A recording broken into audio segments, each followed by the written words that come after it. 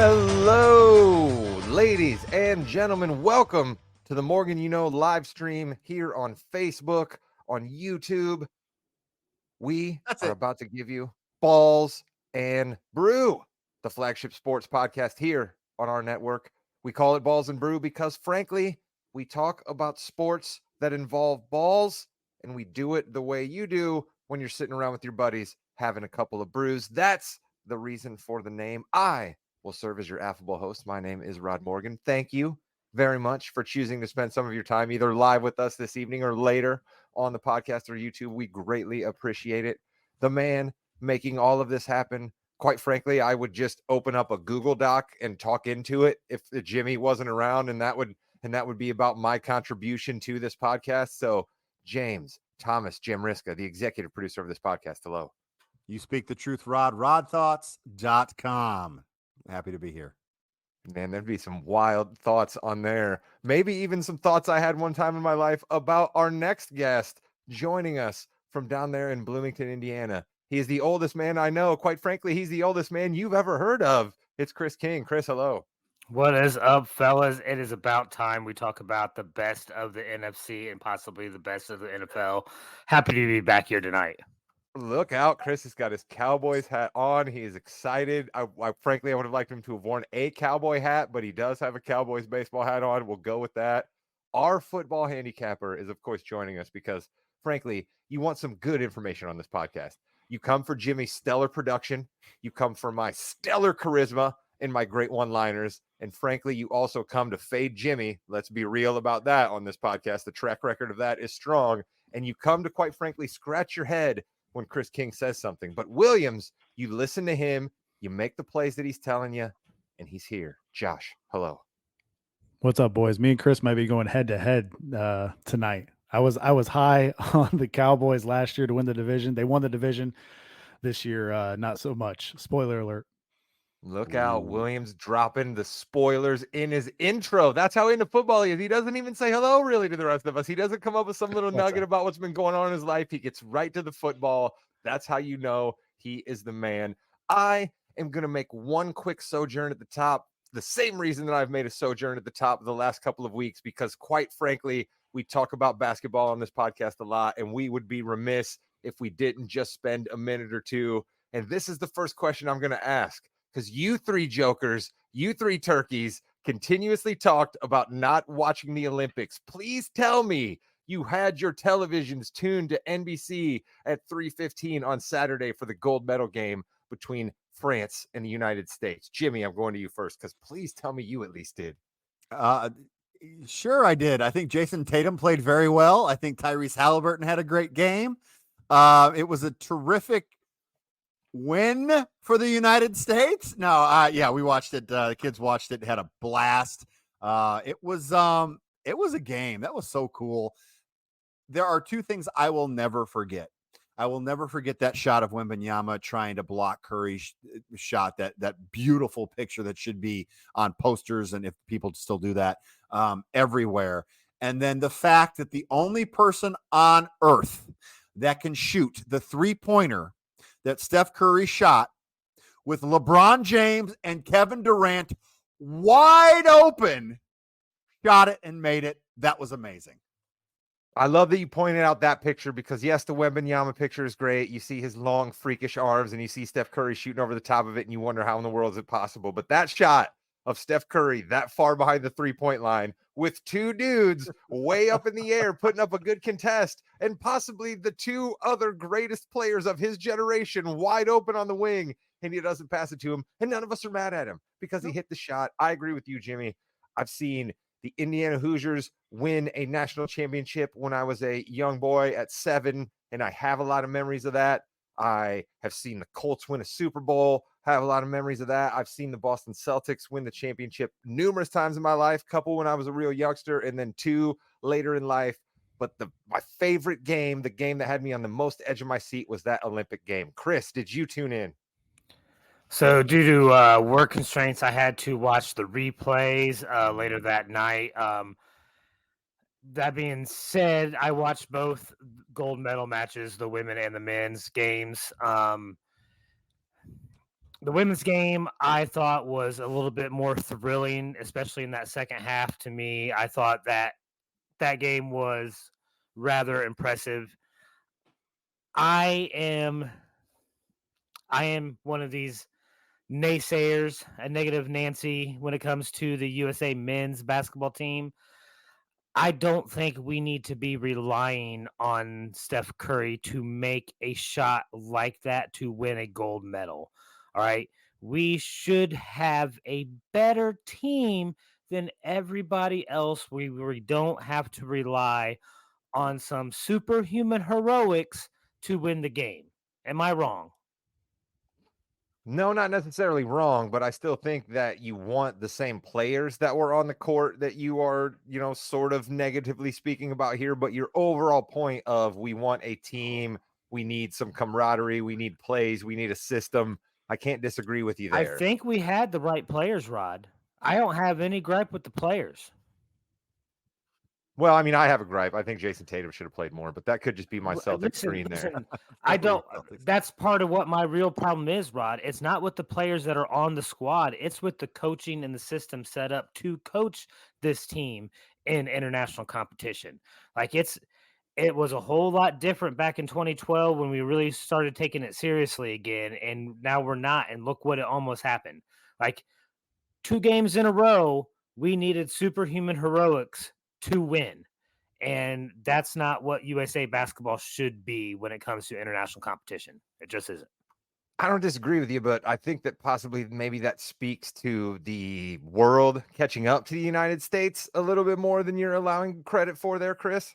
No, Rod, they are, because there's definitely a whole lot more NBA players on the world stage, like on these for these other countries, and it does build up competition, which I do like. However, I have a real issue with coaching. You want me to come out and say it? Yeah, I don't think Kerr should be a coach again for the USA. I think he's a bit overrated. He's starting to become the Belichick of the NBA to me right now. Guys, but What? wow. Listen, I was just trying first to of all, fun. Bill Belichick sitting on the sideline saying, "What is Chris throwing stuff at me for?" First of all, he's younger than you, so calm down. You shouldn't beat up on your little people. All right, Chris. I'm sorry. Only won 7 championships. Only trying won to have a 4, fun whatever. Olympics Overrated. discussion. What in the world's happened, Williams? The hell? Is my microphone not working? Is my microphone not working? No one can hear me, can they? Oh, we can hear you. We can hear you. You're just on a little delay right now. Oh, all right. Okay. Because literally nobody was saying anything. I thought no one could. Well, hear because me. we can't understand. All I was trying to do was have a fun Olympics discussion. Williams doesn't know anything about basketball. So Steve Kerr is a coach, Williams. College basketball, I'm all for. I will give you a hot take here. Oh, Steph Curry. What? Yeah. Steph has changed the game. He's ridiculous. He stayed with the Warriors his whole career. He's going to retire a Warrior. He's got an MVP in the finals. Those Olympic games, Steph is now top 5 all time. He's top 5 all time. He's unbelievable. He's changed the game, man. And I don't care where he's in my starting 5 all time. He's unbelievable what he's done. Unbelievable. I don't know if I've ever seen anybody shoot the ball better than Steph Curry, but that's a pretty bold statement. But I don't know. Listen, I don't want to chop that up here. I just was trying to give flowers to the United States basketball team. I just was trying to say you messed that up, Rod. On TV. Yeah, I also at one point wanted to just throw flowers to Noah Eagle for absolutely slaying the broadcast of that and the women's game and the entire basketball tournament. I mean, NBC put this dude on your biggest game. Let's go. Give Dwayne Wade all the money to be your color analyst because I guess he's a business entrepreneur and doesn't want to do it full time. Dwayne, we need you. Everybody else in the game, who I'm not going to trash because I like most of them, but they take it too seriously. We need Dwayne Wayne's energy. Noah Eagle was awesome. Let's get to the football. All right. That's what people really tune in for this time of year. And I want to make sure we have plenty of time to get to the Cowboys and the Bears. But because I believe the Bears will be the superior team, we will get to them second. So we're going to start in the NFC East. Williams, what do you got for us there? What's up, man? Just a few lines here. Philly over under 10.5, shaded over -130. Dallas 10.5, shaded under -180. Washington 6.5, shaded over -130, and the Giants, I think 5.5, shaded under -135.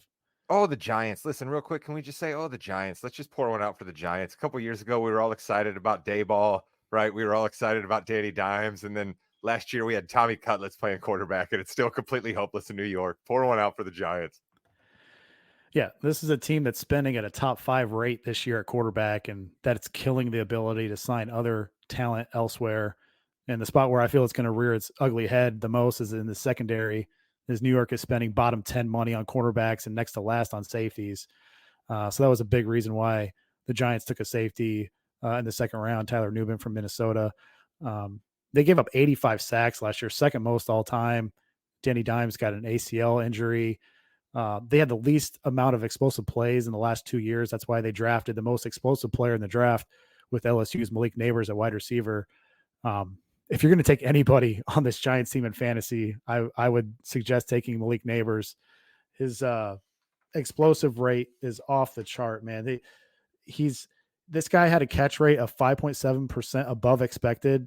And get this, he produced 22% more yards after the catch than expected. Those numbers are exquisite. Neighbors is going to have a better and longer career than Odell Beckham Jr. did in New York. If he can Well, you're stay just throwing healthy, that out. You're throwing out a hot take like that. I thought you were all facts and figures guy. What are you doing? All of a sudden at the end here, you're just throwing out a hot take about Malik Neighbors. What's happening right now? What is happening to this episode? I thought I was sitting down with Jimmy, Williams, and Chris. I thought I had an understanding of how these things normally go, and you guys are just like, my head is spinning right now. What is happening? Anybody? Just wait till you see Malik Neighbors, man. He's awesome. You're not wrong about Neighbors, but we're also not wrong that we need to pour one out for the Giants and then probably never talk about them again until we get to like the gesture of the week, maybe. So, Williams, you mean to tell me that you don't think people should be drafting Devin Singletary, Eric Gray, or Tyron Tracy Jr., the depth chart for the Giants at running back right now? You don't see any one of those guys lighting it up? No, I don't. I mean, they are projected to face a bottom 10 schedule of run Ds. I mean, that's what happens when you stink the year before. That's the way the NFL works. Yeah, but can Devin Singletary really capitalize on that? No, of course he can. I'm not sure. Jimmy, do you have anything to say about the Giants, or can we move on to another team? let's move on to another team. All right, I just wanted to give you an opportunity here, Jimmy. I feel like there's a lot of us yelling tonight, and like you're just having to come in I there. can't understand what's going on tonight. I'm done. We're in trouble. You're the producer. If you can't figure it out, then what chance do the listeners have? Williams, move us on to another team in the NFC East here. Let's save the Cowboys for last. Who else you got? You want to do the Washington football team, or I guess they're called the Commanders now, or the I just blanked on the Eagles. Commandos. Eagles. The Commandos. The Commandos. Yeah, the Commandos stole the Cowboys defensive coordinator, Dan Quinn. He went to DC to take the head coaching job. Guess who had the worst turnover margin last season? It was Washington at -14. I think Quinn is going to help that team with the turnover margin. I mean, and you got our buddy Cliff Kingsbury as OC. The horizontal raid is back in Washington. Have you guys ever seen Cliff Kingsbury's house? It's immaculate. Yeah. Have you guys ever seen his house? I mean, that is a living room. You guys remember that? That's the best thing about Kingsbury. The biggest criticism of him is how predictable his offenses are. From 2019 to 2022, his record in September and October is fine, 18, 13, 1, but his record in November, December, and January is only 10 and 26. So he just does not make enough adjustments. And when Kingsbury was with Zona for those 4 years, they ran 1,491 no huddle plays. The next closest team was 865. So Washington should get considerably more plays on offense this year. Now, the quality of those plays, that's a whole other story. So basically what you're saying here is we have an ARR bump, right? An after Riverboat Ron situation where when you get Riverboat Ron out of your building, things will probably start to go better for your overall football team. Is that essentially what you're saying here for the Commandos, as Chris likes to call them? I would agree with that, but Brandon Thorne of ETR ranks this Commanders offensive line dead last in the NFL. And this team hasn't had a winning season in 12 years. I know that brings a smile to Chris's face. And the reason why Jaden Daniels won the Heisman last year was it was a great O-line at LSU. It was a fantastic wide receivers, and it was a manageable schedule. Daniels never really had to process after the snap because his wide receivers were winning so quickly off the line of scrimmage. And because Brian Kelly literally would have executed him on live TV had he not just followed his exact play. We as Notre Dame fans understand the iron fist that Brian Kelly rules with. Yeah. I mean, and it wasn't just Malik Neighbors and Brian Thomas at LSU. When Daniels was at Arizona State, he had Brandon Ayuk and Ricky Pearsall to throw the ball to. So he's had elite pass catchers every stop of the way. And when Daniels has had to go up in competition throughout his career, it hasn't gone well for him. He wasn't good the first 3 quarters versus FSU. He wasn't good against A&M. He was benched versus Georgia. He takes a lot of sacks. So, I mean, he's 24 years old. Yes, he does have a lot of athletic ability, but this really isn't your prototypical young, big arm, like second pick in the draft QB where we're talking about here. So there's also big questions on the offensive line too. Jimmy, you speak fluent Williams, being his producer now for many years. Like what basic grade do you think that Williams was giving Jaden Daniels there, right? Because we know our guy Williams doesn't really like to fully trash anybody except coaches, right? Coaches he will absolutely go after for making terrible calls, but he does not like going after players. So when Williams speak, what grade did he just give Jaden Daniels there? C-. Just does enough. Can't really make it to that next level, and he's not actually trash either. So he's just kind of right in the middle, but on the little lower end of the middle. I'm thinking C-, and I think he's going to have the Washington football team last in that division.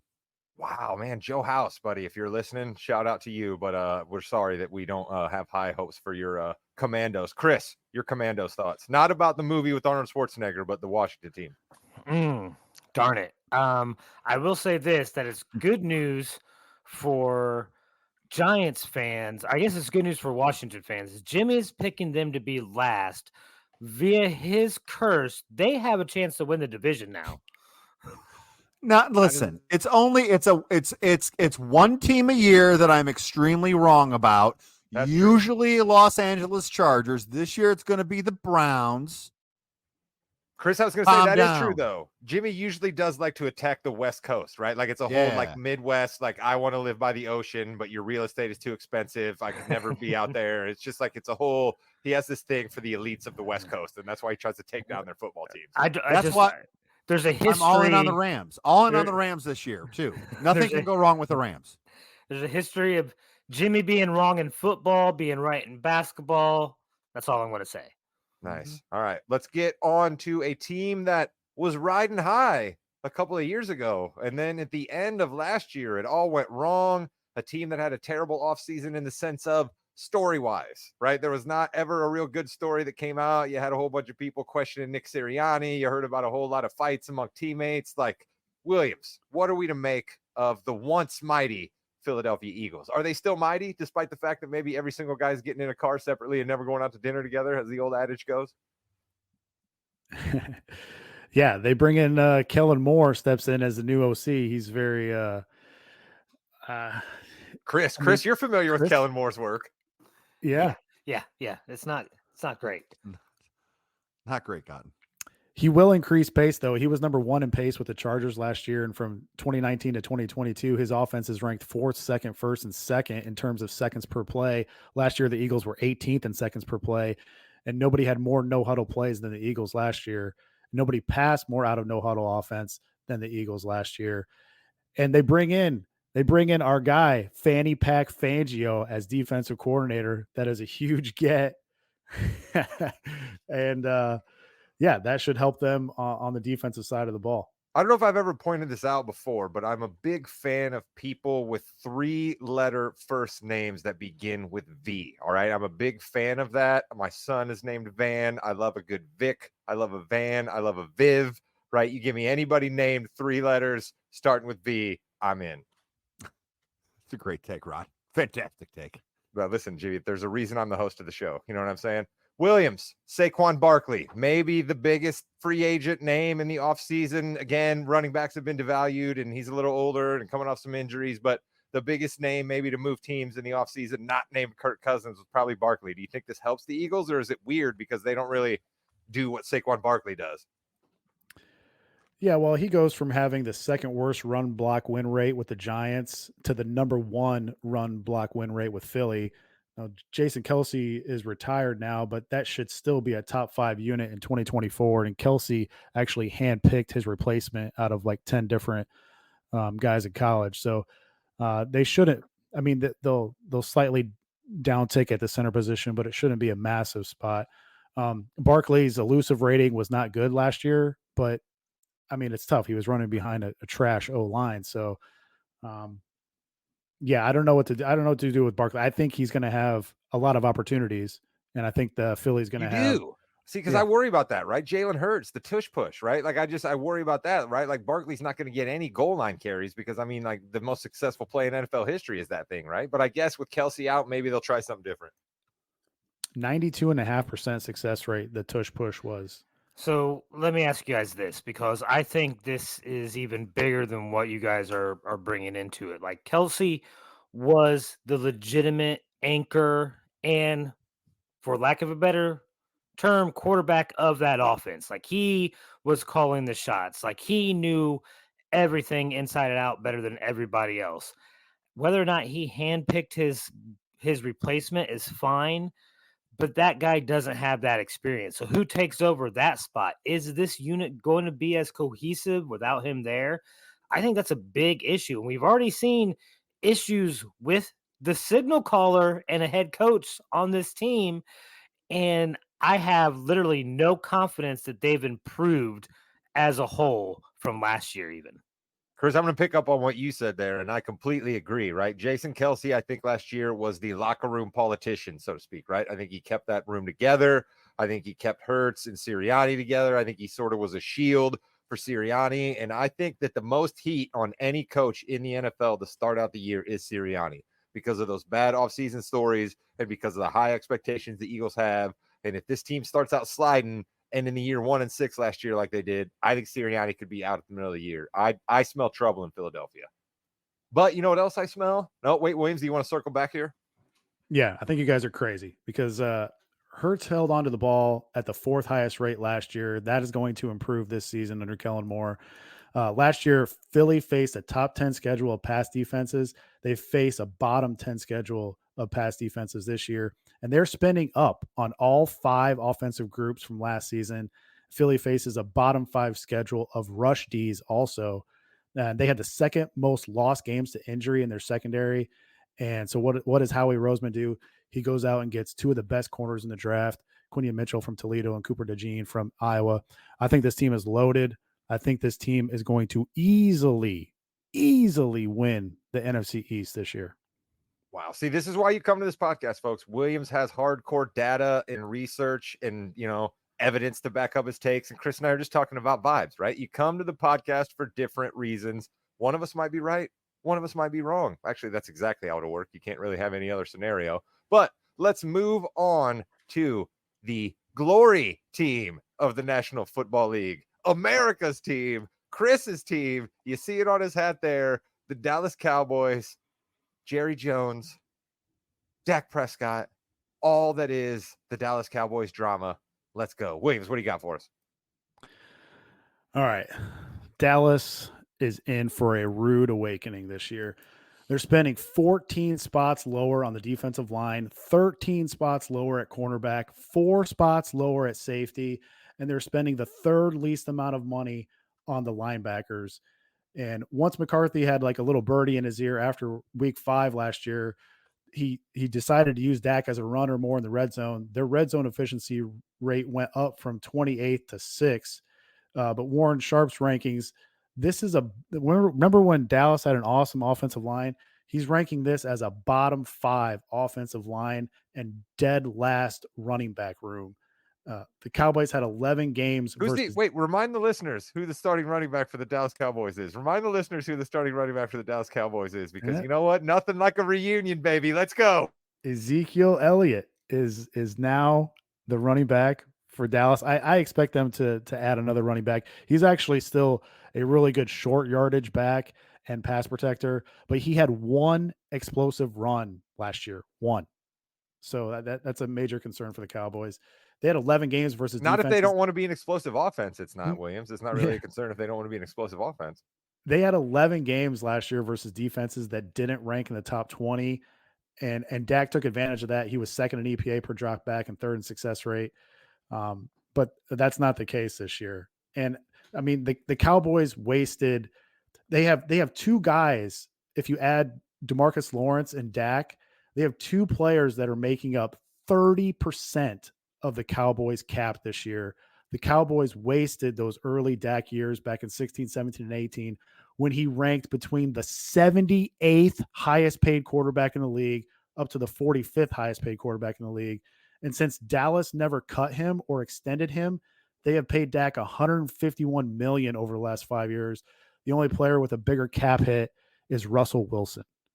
So at the last 3 years, this is the last thing, Cowboys versus non-playoff teams, 25-4. They beat up their bullies. Cowboys versus playoff teams, 12-14. Chris, the floor is yours, my friend.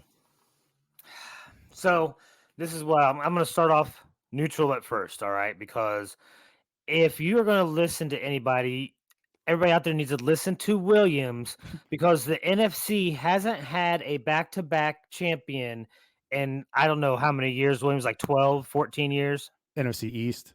Yeah, NFC East champion. Yeah. It's been a while. forever. Yeah. So the Cowboys, it's against the money for them to repeat. That being said, I am full fan mode this year. All right, guys, get ready, because the Cowboys can do no wrong in my eyes this year. Because it's Dak's last year? Is that why? Because it's the last hurrah for Dak? No, because I've been the pragmatic Cowboys fan for way too long. I'm going to enjoy this year. I'm going to live and die by the boys this year. All right, guys? But let me tell you this. No one else in the NFC East has improved. I don't care what Williams' stats says. I don't really believe in Don't care about the numbers. Hey, everybody, listen to Williams, but I don't care what Williams said. But listen, he talks about these guys ranking these offensive lines. We have no idea what the offensive line in Philadelphia is going to look like without Kelsey. We have no idea what the offensive line is going to look like in Dallas. Who are these without guys Tyrone Smith? So we don't know yet until we see them play, and that's why we play the game, Williams. We go and play on Sunday. And you know what the Cowboys do every single year, Williams? We win 11 to 12 games, all right? Everybody's picking them at 10.5. The Eagles at 10.5. If we get to 11 and 12, that's our division. That's our little spot right there again. So give me the Cowboys back to back. All right. We got one of the best quarterbacks in the league. We got one of the best receivers in the league. I don't care who's in the backfield, because we all know it's usually the number 2 back in Dallas that's the best back, and he's going to get the explosive plays anyway. So give me whoever. So, Chris, for the first time, for the first time in 20 years, 20 years, we're going to go back to back. The last time it was done, 2001 to 2004, the Eagles won 4 consecutive. So 20 years, Chris. Yeah. Yep. Okay. You know what just happened right there, Jimmy? Chris just cut the promo for The Last Dance, Dallas Cowboys and Dak Prescott. That's exactly what that sounded like to me. That sounded to me like somebody coming to terms with Dak Prescott is completely gone from the Cowboys at the end of this year. That's what it sounded like to me. Chris, I think one thing that you have to take into consideration here, the Cowboys have to play the AFC North. Not very good.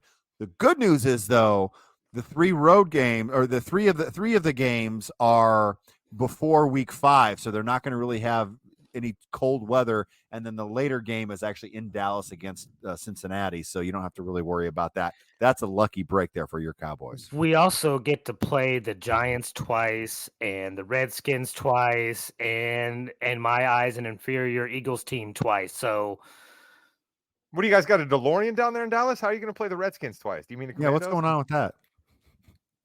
Oh, yeah, the Commandos, the Redskins. I'm sorry, guys. Whatever. It's the Washington team. All right. So Chris says he's got the Cowboys. I am going to take the Cowboys as well. I'm actually going to take the Cowboys as well. I was gassing Chris up there, but I'm taking the Cowboys as well because I don't like the Eagles. It smells to me in Philadelphia. I don't care what Williams says either, to quote Chris King right there. Give me the Cowboys. Jimmy, who the do you Chris got? King I don't care portion of the show. He does not care what Williams says.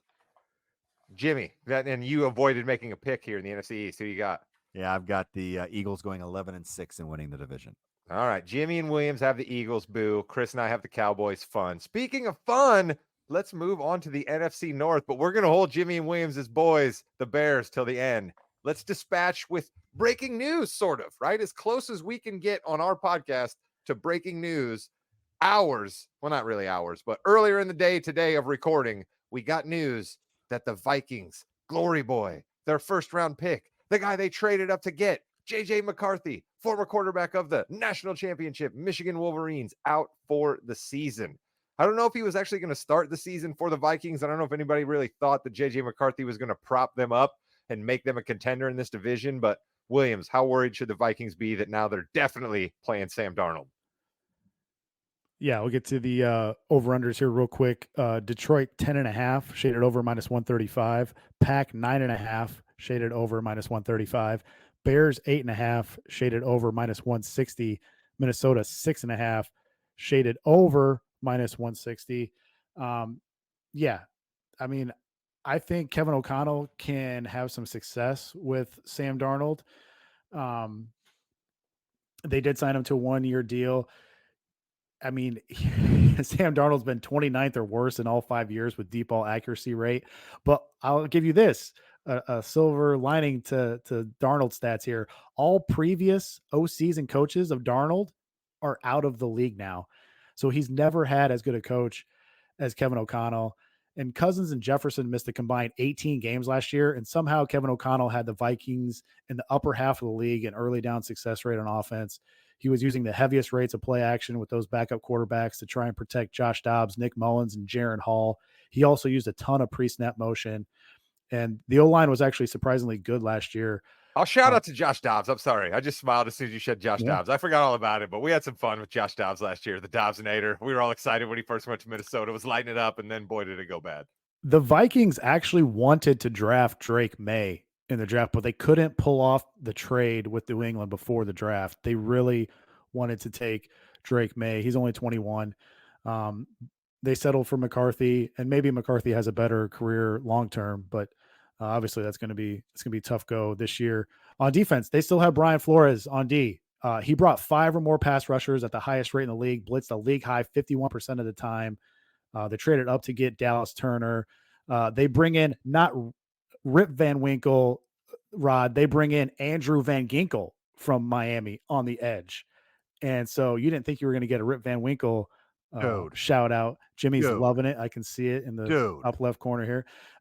That's under the radar. Really good get for the Vikings pass rush. There's questions about the secondary still. They had a bunch of injuries, but listen, no, it's fine. Let's dispatch the Vikings. We're not going to talk about the Vikings very much this year. We're just not. There's 3 pretty good teams in the NFC North. Yeah, that's right. You heard me. 3 pretty good teams in the NFC North. We're going to get to the Bears soon. Let's talk about the Detroit Lions. Everybody was fired up about the Lions last year. Williams, you swore up and down that Ben Johnson would be a head coach starting this year. Well, turns out he's still the offensive coordinator in Detroit. They brought the band back. Continuity in Detroit, a franchise that has been a joke for so long. Expectations are high in Detroit. Chris is shaking his head. He was fired up about the Lions last year. Williams, what can we expect out of the silver and blue this year?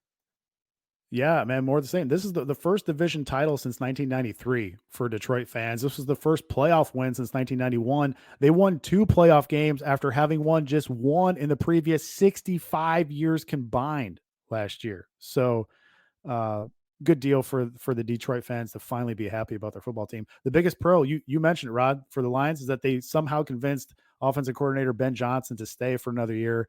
It didn't hurt that he was asking a $1 kajillion for his next head coaching gig. So you may want to watch out for that next year. Since he's taken over the play calling in 2022, if you don't believe me, here are the stats. Detroit is 3rd in the NFL in points per drive. What Johnson does really well is he lines Amon-Ra St. Brown up all over the field. He also finds ways to get the tight ends open. Sam Laporta was a rookie last year. He had the 2nd highest tight end target share in the league. Jamison Williams. Tight end is back, by the way. Tight end is back, baby. Jamison Williams is a high ceiling guy. Khalif Raymond's a high floor guy. They have Jahmyr Gibbs. I would advise if you're in any fantasy drafts, if you're in multiple fantasy drafts, try to get at least 1 Detroit positional player on your team. Even Goff. Check this out. Detroit plays 14 of their 17 games in a dome. That is awesome Goff stats right there. You want Jared Goff on your fantasy team if you can get him, or if you can't, try and get Amon-Ra St. Brown or Jahmyr Gibbs or Laporta. All right, we're going to keep Chris foaming at the mouth for a little bit longer to talk about his lines. Jimmy, I'm going to come to you, and I'm going to throw it to you in the way that I do so often, and you're going to give me that look like, what? When you hear Amon-Ra St. Brown, do you think of the movie Night at the Museum ever? Because Amon-Ra is the guy who has the power that makes all the exhibits come to life, and Ben Stiller has to help him solve the mystery at the end of the movie. Do you ever think of that, or am I the only one? You're the only one. I think of Indiana Jones and the Temple of Doom, actually. That's a much better movie. That's a much better movie. That's what I mean, I actually thought that's where you were going with that. Well, Jimmy, that was Kali Ma. If you really want to know about Amon-Ra, yeah, I know, Chris. I understand that. Thank you for clarifying it for everyone. It was The Mummy with Brendan Fraser. That was the best version of Amon-Ra. All right. Look, there was also a Mummy with Tom Cruise, and as much as I love Tom Cruise, that's not the best version of the Mummy. The best immersion. See what I did there? Version of the Mummy. Wow. All right, Jimmy, your thoughts on the Lions before we go to Chris. I think the Lions take a couple steps back this year. I didn't realize it was 14 of 17 in a dome, so their offense is going to be very, very potent. I like that, Colin Williams, but I really think they're just going to be around that 9-8, 8-9 record this year. There's some really tough competition that they have. Oh, Jimmy, I smell where you're going, and I'm riding that train with you, my friend. We're going to get there soon enough. Chris, go ahead. Your Lions. Okay, this is Dan Campbell, right? His dogs are going to be there fighting every Sunday, and now you're telling me they got 14 games inside a dome? This was the most exciting offense over the last 2 years, and now they're going to be indoors all season. They're going to be the most exciting offense again this year, and that defense has done nothing but improve. How in the world is this team taking steps back? Like, they're winning this division again. All right, Chris just gave away his pick there. Williams, what do you got on the Packers? Because people are, or throw it back there to the Lions one more time and then give us the Packers thoughts, because people are riding high up there in Cheeseland as well. Yeah, the first 10 weeks of the season, no one has an easier schedule than the Lions. How is that possible? The team made it to the NFC Championship game. They're just scheduling shenanigans again. It's about time they get some breaks in the NFL. All right, I have them winning like 7 of their games forever. You always want to see Adam Pearce get investigated in a made-up sport. This is a real sport. You don't want to see an investigation into how an NFC Championship team gets one of the easiest schedules? I'm a fan, Rod. Let Detroit cook. Look at you. Your fandom is blinding you, Chris. I used to like it when you were just a mean dude all the time. Williams. Yeah, and before we get to the Packers, I'm going to circle back. Another reason why I like Philly, second best net rest advantage this year. You know how big a thing I think. You were riding the net rest train. That is your new stat this year. You have a new stat for the people every year, and this year you were riding that one. I love it. Chris hates it. All right, on to the Packers. Hey, the Packers were the youngest team since 1970 to win a playoff game last season. From the second half of the season on, Jordan Love was second in EPA. This is why I loved the Pack over 7.5 wins last year. I asked all of you, what if Jordan Love is good? And you guys all threw me out. You almost threw me out of the pod. You couldn't believe I even asked that question. Well, I was looking like a doofus the first 8 games because he was horrific, but somehow he managed to turn it around. And I'm sure I didn't point that out at any point during the first 8 games of the season. I'm sure I didn't make that a point of clarification at all. It turns out the last 8 games, this guy was pretty good. And so the Packers had 179 pass plays last year where there was only 1 or 2 wide receivers on the field. I think that increases this year after losing Aaron Jones. The goal-to-go situations, the Packers scored a touchdown on 95% of their drives. That's probably going to regress this year. And the reason Love got better was because they started calling shorter passes. That will probably regress just because that number is unsustainable. So the first 9 weeks of the season, the Packers don't play a top 14 secondary if you go by conglomerate rankings of Sharp Football Analysis and PFF. So it's possible that Green Bay gets out to an early start here. I like the Packers an awful lot. I think they're putting together a team like Brian Gutekunst, right? Who's been vilified at times, right, by Aaron Rodgers, and then Aaron Rodgers went ahead and vilified himself and kind of made Brian Gutekunst look a little bit better. And then you look at the talent that Packers team has. That's mostly a homegrown team. A lot of young guys. I like what's there, but I don't like what's there as much as I like what's going on in Chicago, baby. The Windy City, the monsters of the Midway. But now it's all about offense in Chicago. Williams, what's going on with your Bears? Yes, This is all about the offense, baby. Since 1985, the Bears have had 44 different quarterbacks. That's the second most over that time frame. And it hasn't been since 2009, where Smoking Jay Cutler started all 16 games. They've never had a quarterback throw My for guy. They've never had a quarterback throw for 30 touchdowns in a season or 4,000 yards. And Caleb Williams, with the number one pick, he was the first FBS quarterback to throw for 30 plus touchdowns and run for 10 plus touchdowns in back-to-back seasons since Patrick Mahomes. I was going to say Vince Young. I was about to say Vince Young right there. Yeah, the arm talent is electric. It's comparable to Allen and Mahomes. Within structure, he's an efficient monster. Throws of 2.5 seconds or less in the pocket. He had an 82% completion rate with only 2 turnover-worthy throws. What gave him trouble was when he tried to do too much because he knew his D and his O-line were below average. What does that sound like? That sounds similar to Mahomes' final year at Texas Tech, where he tried to do too much, threw too many interceptions. The Bears bring in Shane Waldron, who was 8th in situation neutral pace. He had the 9th most seconds left on the play clock when they snapped the ball in Seattle. The problem with the Seahawks last year was they couldn't stay on the field on offense and they couldn't get off the field on defense. They had the 6th worst success rate on third downs, 21st in EPA on third down plays. The D was worse, 30th in success rate allowed and 31st in third down conversion rate allowed. They were last in EPA allowed on third downs. So, yeah, over the last 3 seasons, Justin Fields was 35th out of 38 quarterbacks in expected points lost from sacks, fumbles, and interceptions. His average time that he held onto the ball was 3.4 seconds. That was his average time. That number is beyond pathetic. If you dive deeper into the Bears O-line last year, they were top 5 with run block win rate and top 5 with pass block win rate. They had 29 holding penalties and gave up 50 sacks because of Fields' inability to make quick decisions. I think that improves this year with Caleb coming in town. The hatred Yeah. for QB1. Fields is terrible. Wow. So, Williams, last week I said I was going to get a Fields jersey. This is how bad my stench is on the NFL. I ordered by the way, expensive as hell. So I had to get one from like Sri Lanka because I'm like, listen, I'm not spending $100 on a Justin Fields jersey, right? So I order a Justin Fields jersey to have shipped here. He then proceeds to fumble twice in a row, I think, in the game, and Tomlin hates him with a passion.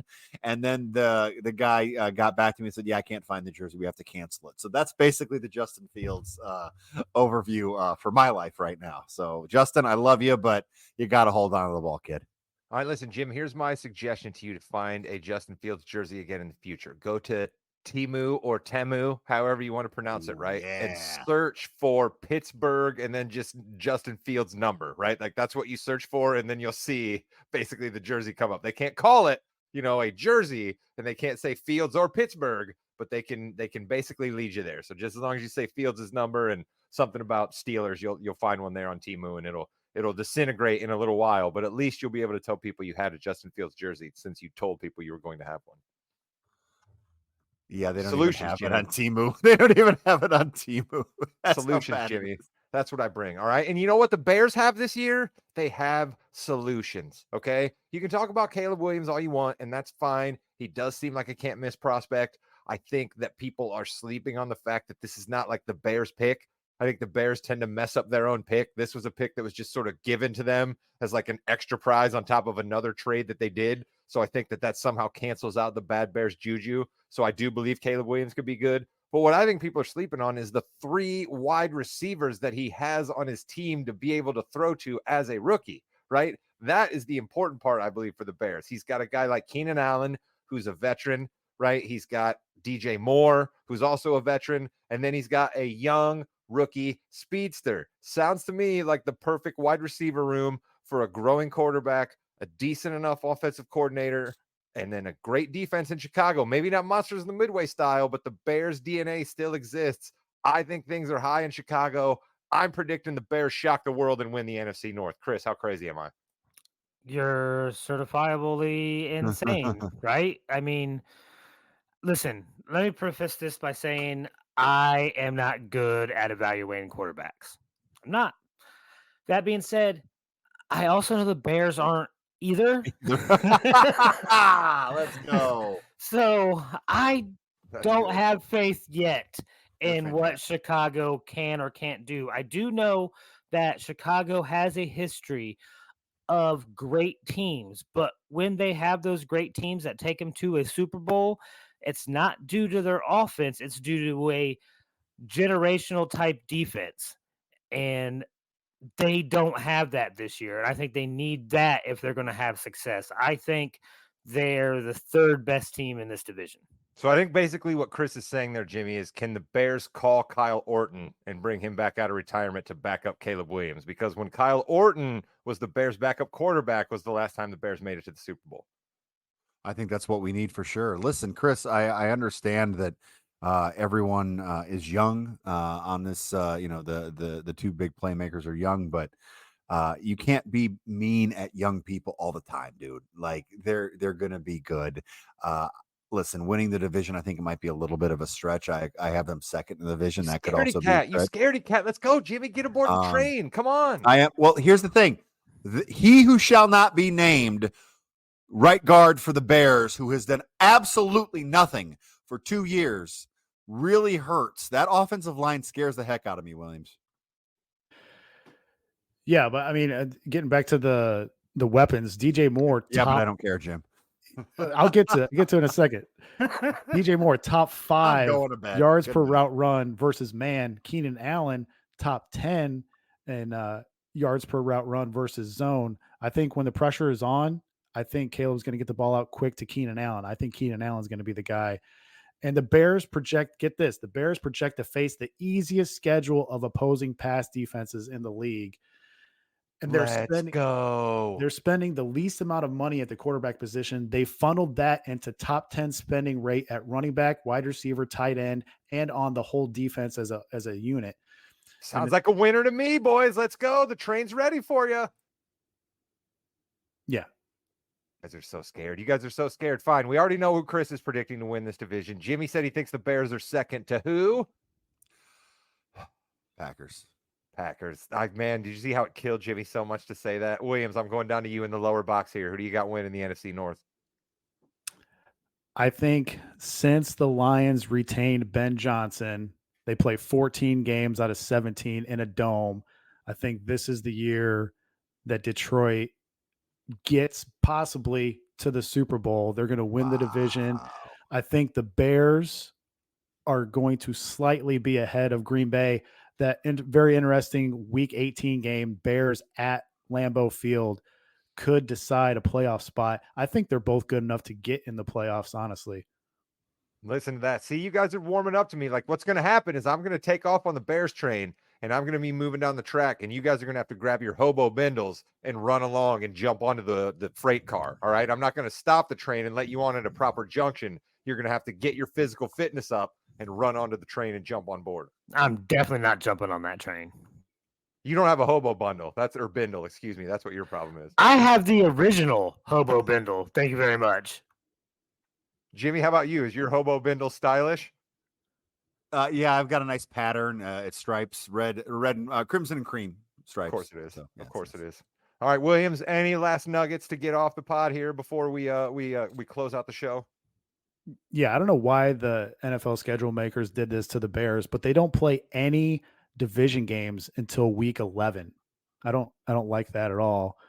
And just one last shot at Fields here.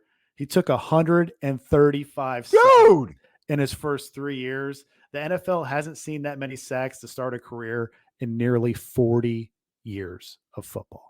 That is incredible. Also, I'm mad at myself for not answering Johnny Football to your question as well about a quarterback who threw multiple touchdowns and then ran for multiple touchdowns the last year before, or 2 years in a row. Johnny Football probably did that. I watched that Netflix documentary recently because I'd missed it when it first came out. Man, Johnny Football was up to some stuff.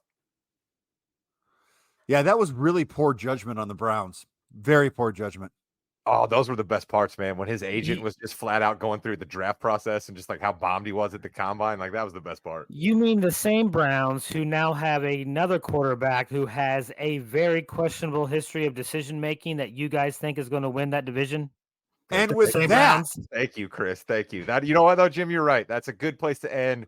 Jimmy and Chris and I have a few things to talk about wrestling. So we will do that here in just a second. We will say goodbye to our guy Williams. We will be back at you next week. We'll be coming back on Wednesday next week. So be paying attention on this platform at around this time. Our 4 beautiful faces will be back here for you talking about football. The Olympics are over. Chris, Jimmy, and Williams are excited about that because I will not be able to open the podcast with any Olympics talk. You guys are lucky I didn't get to Tom Cruise in the closing ceremonies because we all know how much I love Tom Cruise, but that's for another time. Goodbye, Internet.